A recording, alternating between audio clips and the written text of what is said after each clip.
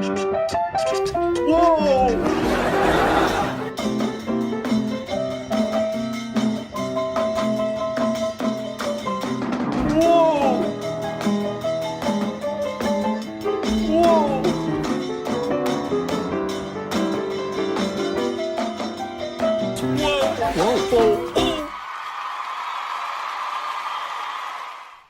right, so what's up, man? Nothing. Excited to talk Blossom. One episode deep. Yes. I have already learned a lot. Yeah, me too, surprisingly. We're finally kicking off this 114-week venture. After talking about it endlessly for the better part of a decade.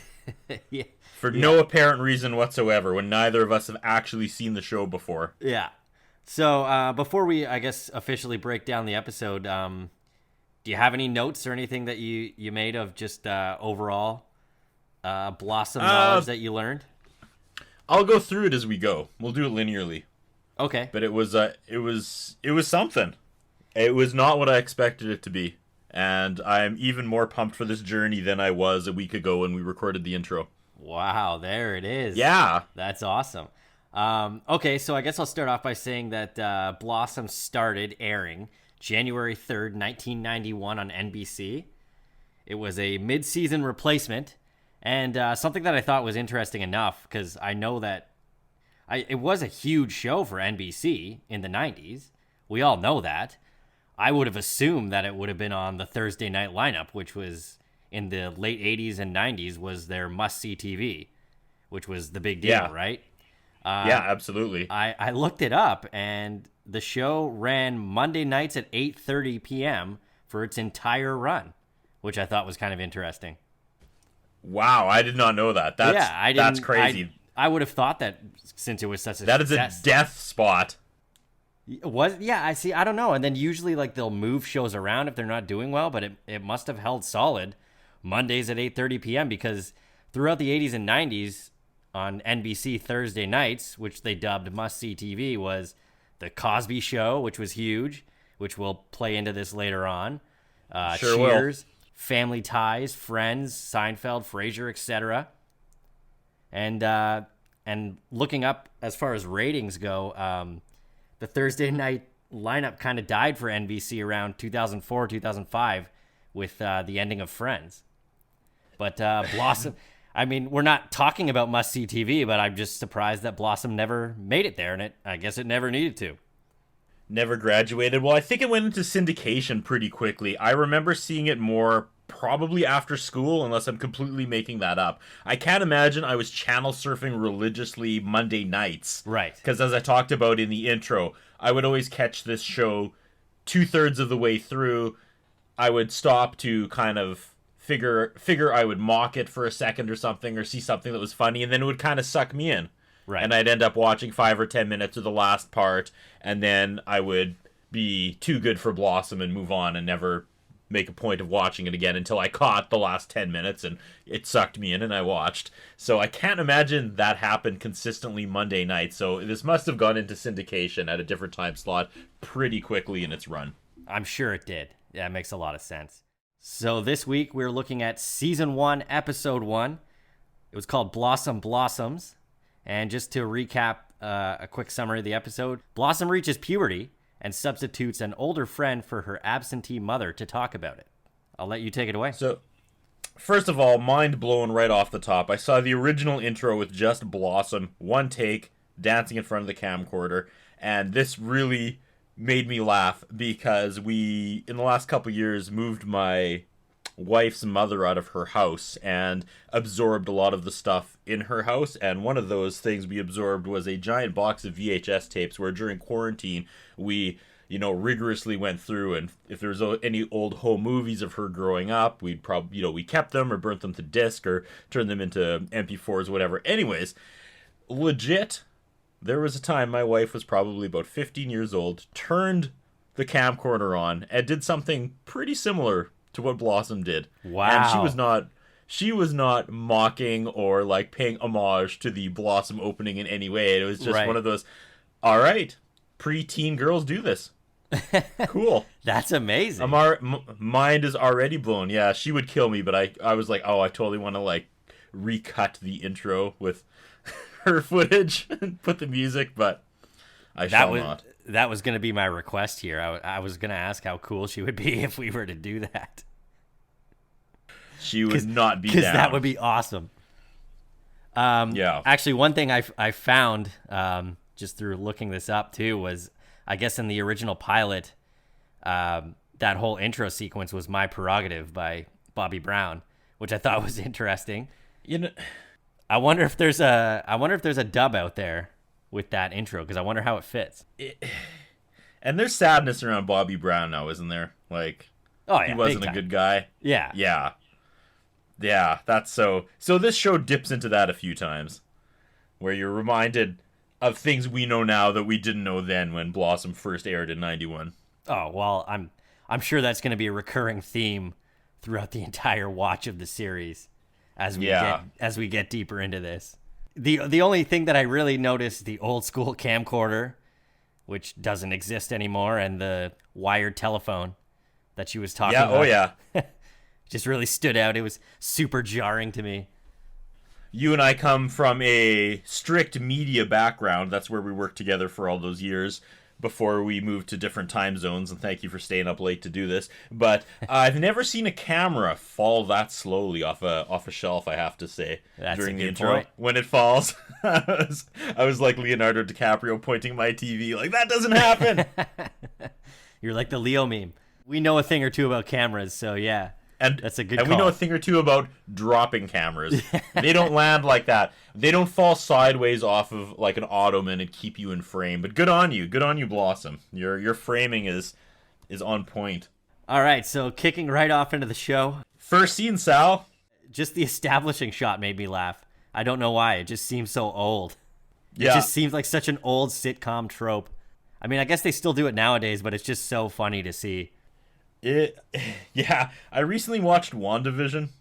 Right. And boy, you really remember the way television was shot in the 80s and the 90s and the early 2000s when you watch that show. Oh yeah, they for did sure. Such a phenomenal job of reminding you exactly the way just the framing and the shot choices, just like that was my takeaway from the show. I don't really remember the plot so much of, oh yeah, that's how all sitcoms looked in the 90s. That's how every shot looked in the 80s. Just the difference in framing and angles, just, oh, yeah, chef's kiss. they really paid attention to the shows that they were kind of parodying, but that's a whole other podcast in itself. So, scene one, she's in the supermarket, afraid to buy tampons. Yeah, and right off the bat, I was like, oh, this is where it's going, and should I feel awkward having to talk about this? But at the same time, it was a very funny scene when she was sneaking up around the corner when she was in the store, like trying to make it real quick and inconspicuous. I thought that was a incredible way to kick off the series, to be honest. Yeah? I will say right out of the gates, I enjoyed this episode, this show, a lot more than I thought I was going to. I would agree with you there. I mean, obviously, I never had that struggle in my male adolescent life. Right. But it definitely relatable, absolutely. Yeah, I was going to say, I think almost everybody could relate to that, which is why I thought it was funny, because it's like, it's super awkward buying something that's embarrassing. So when she goes up to the counter and I listed what she said that she had in her basket. She had gum, a comb, dental floss, lighter fluid, and more dental floss just to cover it all up. And we've all been there, you know, the embarrassing purchase at the pharmacy, and you cover it up with the vitamin water and the bag of chips and 3 packs of gum. 100%. So I just, right off the bat, I was laughing at how relatable it was. Well, and it really made me think too, like, yeah, girls have to do that. Yeah. Something I never really put my mind there, you know, like, yeah, that would probably suck. Buying tampons for the first time, and, you know, especially as we'll get into here pretty quick, not having a mom, you know? Right, which is kind of... Lots of new ideas and themes presented to Curtis while I watched this, let me tell you. Yeah, totally. I mean, that's kind of where the episode goes to with this whole subject. As she walks up to the counter, trying to, be inconspicuous and get in and out as quickly as possible with the item that she needs, there's a guy, I'm assuming from her school, who's the clerk behind the counter. Mwah, mwah. So immediately embarrassed, she throws the box away. Yep. And did you pick up on who the guy was behind the counter? No. Who was he? Oh, okay. So the guy behind the counter, his name in the show was Mitchell. He was played Yeah. by Giovanni Ribisi. Okay. If you don't know who that is, let me fill you in, Curtis. Please do. He was probably best known for his role as Frank Buffet, Phoebe's brother on Friends. No. Yeah, the one that Phoebe had the baby for. Really? Yes, and he Wow, was also look at in that. Avatar. He's in the Ted movies, and he's been in a lot of things. He was a child actor starting out, but yeah, he'd probably be most widely known as Phoebe's brother in Friends. And he was Mitchell behind the counter. That was not my takeaway from that scene. My takeaway was when she has that like alternate reality moment where he's like, "Wait a minute, is this yours?" Right. And he produces a comically gigantically large box of tampons, which didn't happen in reality. It happened in her mind. Right. But I was like, this right here, this is the blueprint for Scrubs. Totally. 100%. Scrubs made, 10 seasons of that gag over and over and over? Props to Blossom. Props to Blossom. So we transition into her bedroom. We meet Six for the first time, Yes. correct?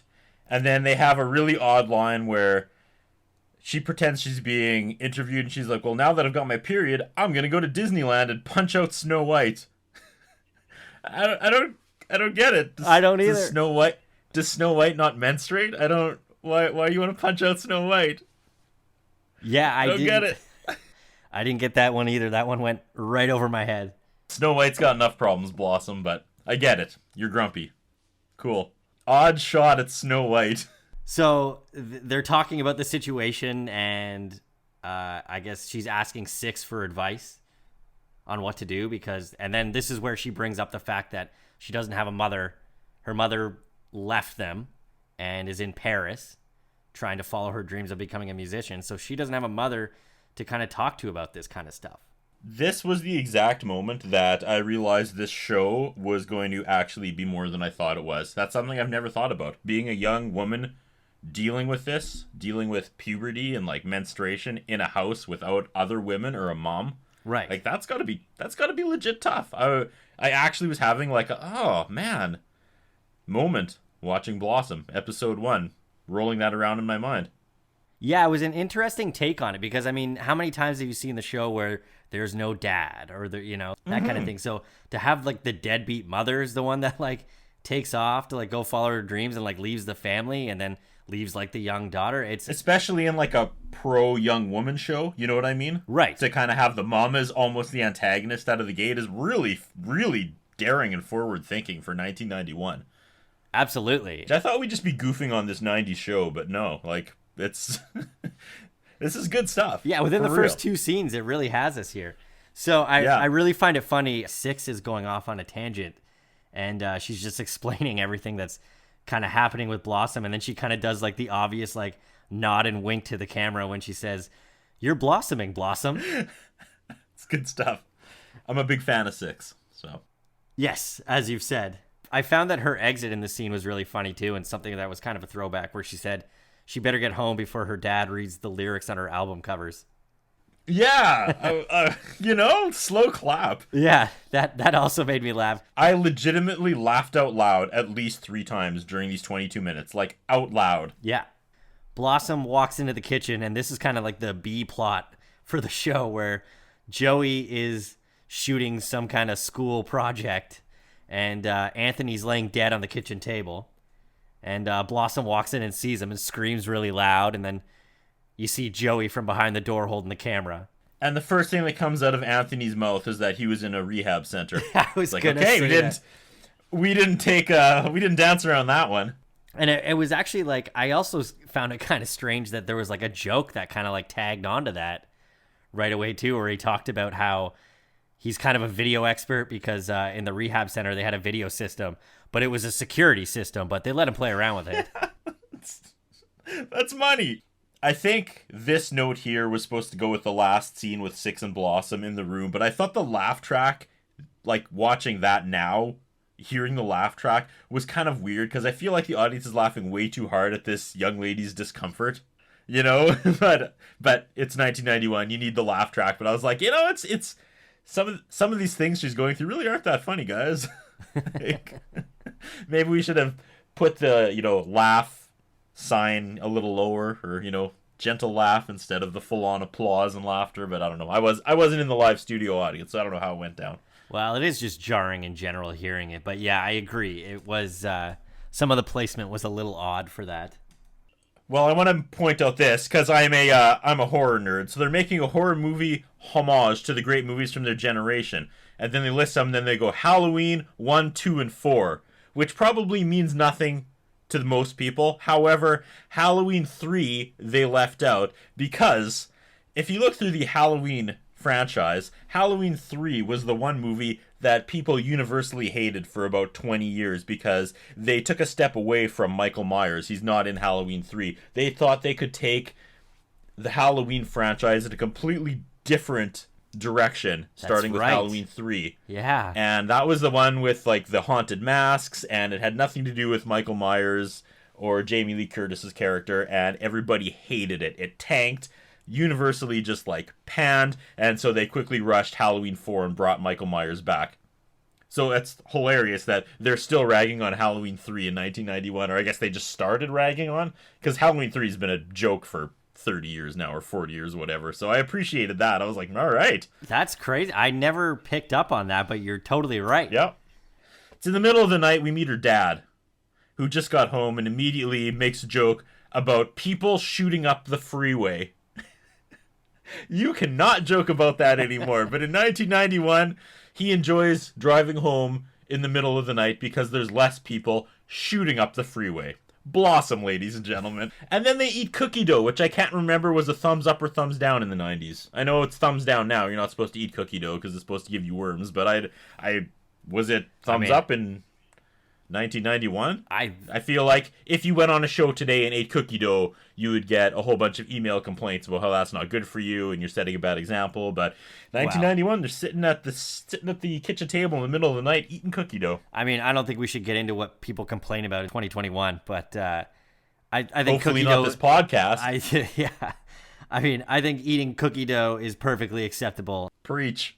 And then he has a great line. He asks her what's on her mind and asks if it's something he could cure by throwing money at. She says no, and he says, good, because I don't have any money. And I know I did a terrible delivery there, but that was one of the moments I laughed out loud. I was like, this is good. Yeah. I really like this. I really like the humor style of this. Yeah.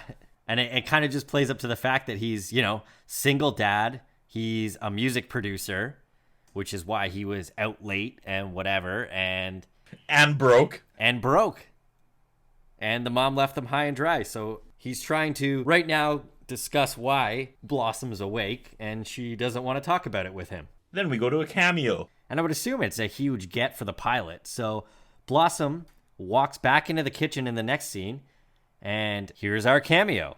It is Felicia Rashad from The Cosby Show, playing the role of her mother in this dream sequence. It's Claire Huxtable, and immediately I'm sad. Because you can't think of anything Cosby without thinking of what would become of Bill. And it washes over everything, and that made me sad. And it's like that with everyone. I see Raven on Disney Channel stuff, and it makes me sad. Because what he did completely ruined however many years of The Cosby Show and everyone associated with it. Yeah, you are right. Because immediately when you see, oh, it's Felicia Rashad, the mom from The Cosby Show, it's Claire Huxtable, like, yeah, you automatically go there, and it sucks.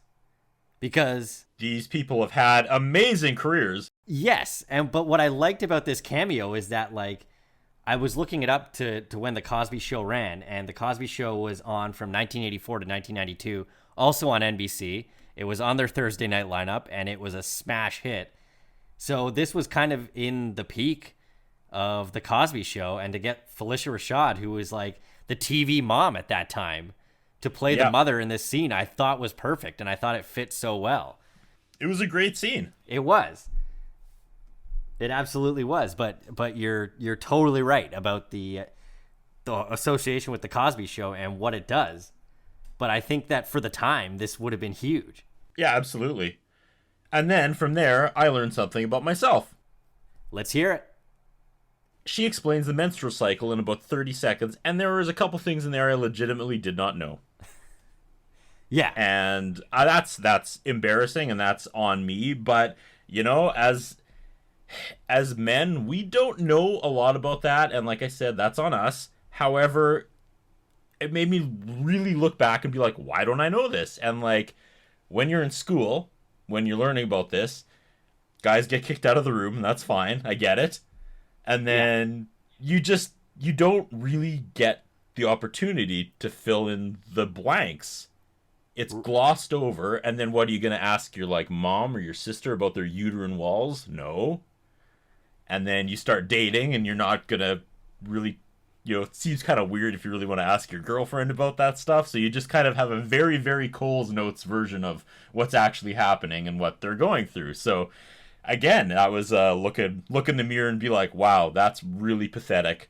There was a couple things in that 30-second description of the menstrual cycle that I legitimately didn't know or just completely forgot because I haven't thought about it in 30 years or whatever. You know? Being a guy, Sal, reviewing Blossom. So many lessons. Yeah, and I'm with you there. And I think Felicia Rashad should be the one to explain it to all of us. Right? And then again, the second Scrubs vibe, because that didn't happen. Yes. In the actual reality. Blossom was actually making me laugh during the scene. Like, I thought their back and forth, just how infatuated she was with her. I thought it was so good. Yeah. I really enjoyed their back and forth, and I really liked this scene. The show is killing it, Sal. It really is. So she calls her mom, who's in Paris, as you mentioned, and she's not in the hotel, and she leaves a message, and the message is, tell her I love her.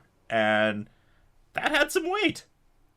That scene. It does. It's a pretty heavy theme. I obviously can't relate, but I felt like I almost could. I was like, lady, you need a girl. You need a woman in your life. Like, this sucks for you. Right. You got no one. And, I mean, I think that's kind of going to be a running theme of the whole series in itself is you know, she's being raised in a house with all dudes. No. And maybe they're going to learn some things along the way, too. I think we all are, Sal. Well, buckle up. I just want to point out there's another jarring thing in that scene where she calls her mom in Paris is she dials the operator. Yeah. When was the last time you talked to a phone operator? Is there an operator? Is that a job anymore? Don't think so. That's a good question. I doubt it. No. It really took me out of it. The next scene was another laugh out loud moment. So the three men are together, and Dad's asking them about Blossom. And they're going back and forth, and then they're sitting on the couch, and the dad is in between Joey and Anthony. And then he kind of has this revelation. I can't remember what it is. And he starts telling it to Joey, and then he just kind of stops cold and realizes Joey's the dumb one. So then he turns and starts again telling the exact same thing to Anthony. And I just thought that was such a brilliant, like, I don't even know if that was in the script or maybe he just ad-libbed that, but that, like, I legitimately laughed out loud. It was such a good, just extra gag. Yeah, I thought that was great too. At the beginning of this scene is Joey and Anthony shooting another scene for this movie, and Anthony's got the axe in his head. Yep. And they're all sitting on the couch, and then that's when they're having the talk about what's going on with Blossom. They go into talking about, well, maybe Blossom's on drugs. And then he turns to Anthony to kind of get his opinion on this. And yeah. And Anthony's pretty vague about it, but it sounds like he was dealing with a lot here. He talks about buying, selling, using. It's not funny, but it's funny in like a 1991 sitcom kind of way. I just find it so odd that it's part of a family sitcom, but good. But that's what I mean. It's the subject matter isn't funny, but the fact that we have this, you know, somewhat light show, but we have this character who's a secondary character that's like a recovering addict that isn't the focal point of the show. Right. And I just think that's amusing. Like I said, the subject matter isn't funny, but the fact that they would make her brother a recovering addict, and that's constantly like his one punch. That's what he keeps bringing to every scene, is that he used to be a junkie. It's a weird thing. I don't know if you'd really see that on TV today.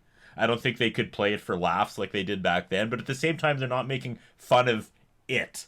No. They're kind of making fun of the way he is with it. They're dancing around it very well, I thought. Yeah. And then there's another funny moment where it's kind of like, oh, Joey's an idiot when Anthony's talking to the dad, and he says, you know, if Blossom has a problem, she'll come to you. And if you're not around, then she'll come to me. And if I'm not around, and then he looks back at Joey, and then he looks back and he goes, well, she'll come back to you. And what I love about this is you can tell the Joey character wasn't supposed to start out as dumb as he eventually ends up. Right. I kind of remember him being really dumb towards the end from the clips I did see. And that's what happens in a lot of shows with these characters. Over time, they kind of become parodies of themselves. It happened with like Homer in The Simpsons is like the best example, where you first started watching the first few seasons and he wasn't quite the bumbler he would become around season 10 or 11, where everything he did was just like beyond ludicrous and stupid. Right. So I feel like that's probably where the Joey character eventually ends up. But this first one, he's just kind of, 3% of that. Yeah, but I mean, it's a really good balance. Yeah, I also think that it would have to do in part to him, probably because of the show blowing up and becoming a major heartthrob, that they started throwing more Joey storylines into the show, and that's kind of evolved him into being the kind of dopey comic relief. Yeah, dopey comic relief, but like cool guy. We'll see what happens in the next 114 weeks, I guess. All right, so the next scene, Blossom is dropping off groceries at her neighbor Mrs. Swanson's house. And this is kind of the turning point in the show. This is kind of like our piano moment of the week. She says, "You fell off the roof?" Is that a euphemism for getting your period? Apparently it must be. I don't know. I didn't back it up, but she was like, "You fell off the roof? You got your friend?" I was like, okay, friend, that makes sense. I've heard that before, but like, you fell off the roof? Yeah. Now I'm like trying to think back and think if that term was ever used and I was oblivious, but man, that's good stuff. Maybe Blossom's just trying to create its own language like HBO's Oz did, so it doesn't seem dated. That's a good analogy. When HBO made Oz, they just made their own prison slang because they didn't want it to sound dated when people watch 10 years and be like, oh, that's not what they call drugs anymore. So maybe that's Blossom just being like, yeah, you got your period. You fell off the roof. Yeah, I have news for you. I did a quick Google search here, and fall off the roof is a popular euphemism to experience one menstrual period. She says Are you serious? She says she has cramps right now. She must have fallen off the roof. How is that a thing? I don't know. How? Okay, no, that's cool. You can have that one, ladies. I don't understand it, but I don't.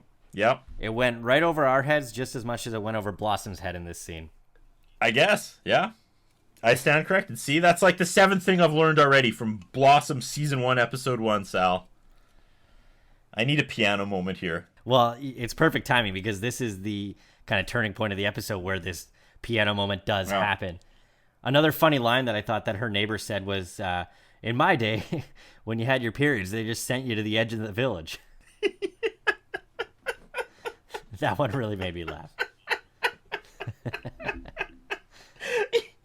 I didn't even write that down. I was like, oh man, I'm just laughing. Okay.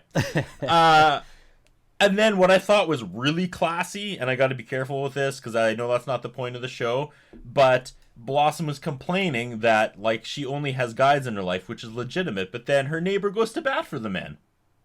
And she's like, maybe they'll do a better job than you think they will, kind of thing. And she says, I know it's not the same, but we all got to work with what we got. Right. I thought that was really nice, Yeah.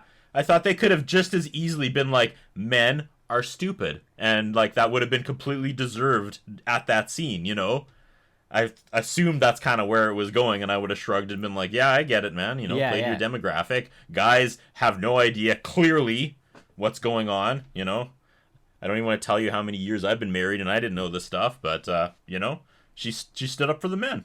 I thought that was really, really well done. Yeah, and I think that was kind of important for the character as well, so that Blossom is able, in the next scene, which she does, is go back and have the conversation with her dad about what's going on with her. Which is where we go next. That's exactly where we go next. They do the gag where she tells her dad she's not a little girl anymore, she's a woman. And there's that awkward, amazing pause of the obvious misunderstanding of what those implications are. Yeah. And then he's very relieved when she just had her period. Yeah.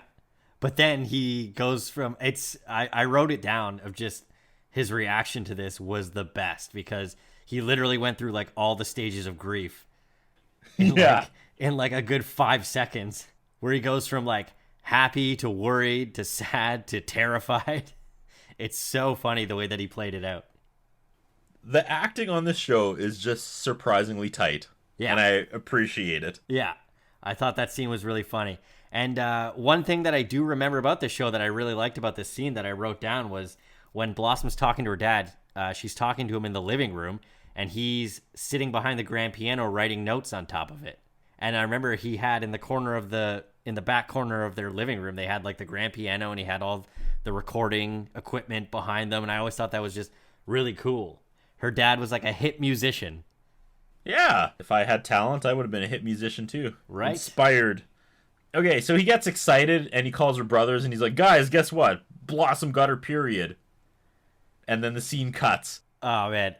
The freeze on Blossom's face, like her reaction was just, it was really funny. Yeah, if I had one critique of this episode, it would have been that part. Really? Because that was such a like, I mean, I guess he was so relieved he would have done that and not really realized that it would have been that embarrassing for her. But I felt like just if they would have let it go for another 5 seconds and had a moment where Joey and Anthony would have been like, Dad, what? Like, that is not cool. No, Dad, to kind of show the unity between the kids against the dad in like when the dad's embarrassing them kind of scene. I thought they really could have used that. And maybe that hit the cutting room floor. But just, it was funny the way they just stopped it, but I felt they could have had that moment to unite the kids and been like, hey, when Dad's an idiot, the kids are at least on the same page, and that's the relationship. Right. I thought they were going with it in the way that it was like, it was kind of none of them understood what was going on with Blossom because it's all men in the house, right? And obviously they don't know the situation. So I kind of got it from that point. Which also made me kind of wonder. I was wondering this early on, is like, what's the age difference here between the children? Like, how old is Anthony, the oldest brother, supposed to be? Yeah, I don't know. Because I was just kind of confused about that. Like, Joey's clearly in high school. I'm assuming Blossom's probably in grade 8, maybe. She's probably in middle school. So yeah, the oldest son has got to be early 20s, maybe. I don't know. I'm just trying to place like what the difference in the ages are among the children. So that's why it didn't kind of bother me, because it kind of made sense that they would react like they wouldn't be against the dad in that way, because they would have no idea either what's going on with her. They'd be like, oh, that's Blossom, because when she came down and snapped on them about the ice cream when they were shooting in the kitchen, they had no idea what was going on with her either. So I get it. No, that's fair. So the mom had all 3 kids before she bolted?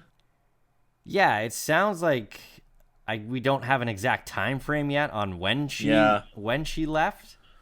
Maybe that's coming in a future episode. So this is kind of like the last big scene where she's in her room getting ready to go out to dinner. They're going to celebrate. It's kind of just a moment of understanding between her and her dad.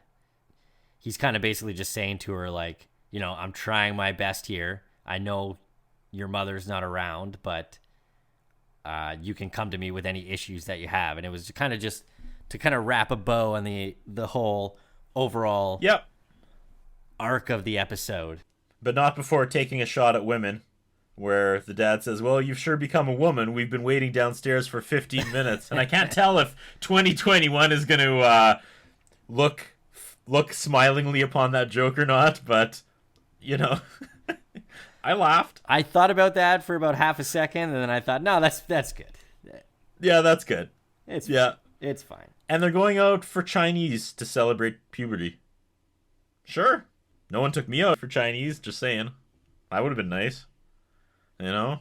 I wish I had Blossom season 1, episode 1 in my arsenal when I went through puberty and was like, guys, you gotta take me for Chinese food. They took Blossom out for Chinese.